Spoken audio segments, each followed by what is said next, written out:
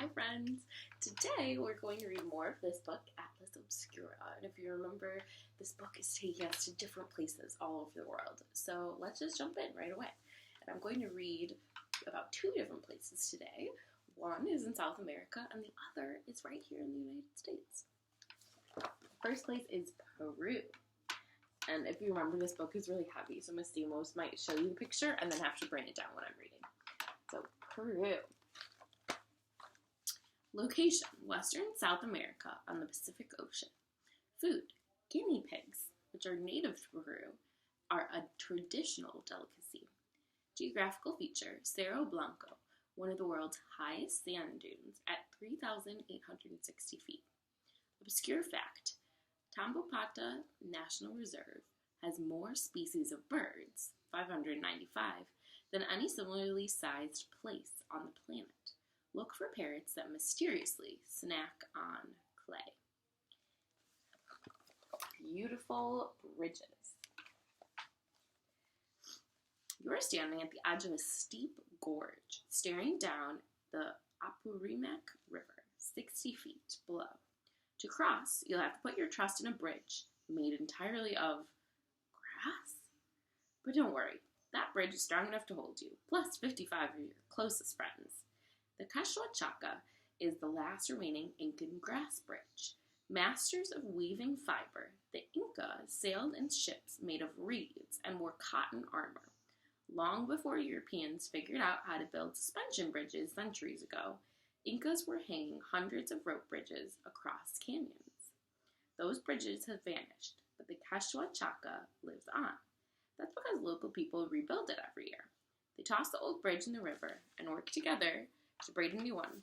This act keeps them connected to their past, just as the bridge connects the two sides of the gorge. So again, there's the bridge. I don't know about you. I don't know if I would like that. My Sue was really scared of heights, so I think that would freak me out, but it sounds like a cool adventure also. Ginormous geoglyphs. Head west into the flat, dusty Nazca Desert, and you'll find huge lines scratched into the dry earth. If you look closely, you'll notice that they seem to form shapes. To see them fully, though, you'll have to take to the sky. Book a flight from a nearby town. From high above, you'll discover that these shapes are land designs called geoglyphs. Some are geometric shapes, and others are enormous animals. A monkey, a hummingbird, a whale, a spider, and more. The largest creature, a pelican, is as long as 3 football fields. The Nazca people created this giant zoo by hand between 400 and 650 CE, long before the invention of the first airplane. Why make art you can't see? Perhaps the Nazca were trying to send messages to their gods high above. So again, those are those pictures of the geoglyphs. And now we're going to travel somewhere a bit closer to home. We're going to Wyoming. I've never been to Wyoming before, but I've always wanted to go. Location, Western United States, partly in the Rocky Mountains. State dinosaur, Triceratops. State sport, rodeo. Obscure fact, Isa Lake is the world's only natural lake that drains into both the Atlantic and the Pacific Oceans. So we'll start about rainbow waterways. Grand Prismatic Spring in Yellowstone National Park looks like a rainbow that crashed to Earth and pooled into a smoldering crater. If you like colors, you'll fall head over heels for it. Just don't fall in. Heated by magma below the Earth's surface, the spring's mineral-rich waters bubble up through a crack in the ground. If you stepped into the pool, you'd get cooked. In fact, more people die from falling into Yellowstone's hot springs than are killed by the park's famous grizzly bears.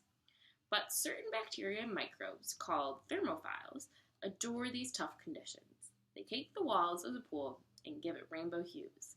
Visit the spring in different seasons, and you'll notice the colors changing as various types of bacteria thrive and fade.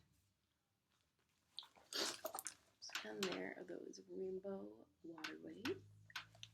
And on this page, we're going to learn about self-built structures.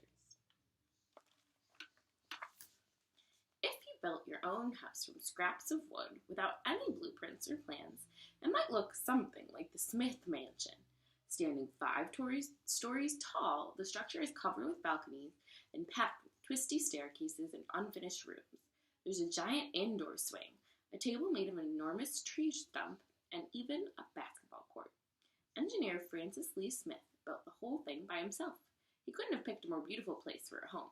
East of Yellowstone National Park, in the Wapiti Valley, it's surrounded by sparsely populated, picturesque hills, straight out of a Western movie.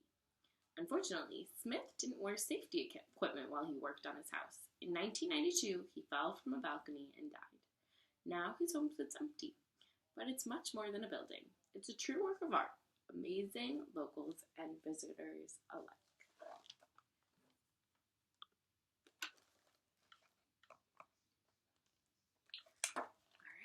Thank you for journeying with me this morning to some different places in our book, Atlas Obscura.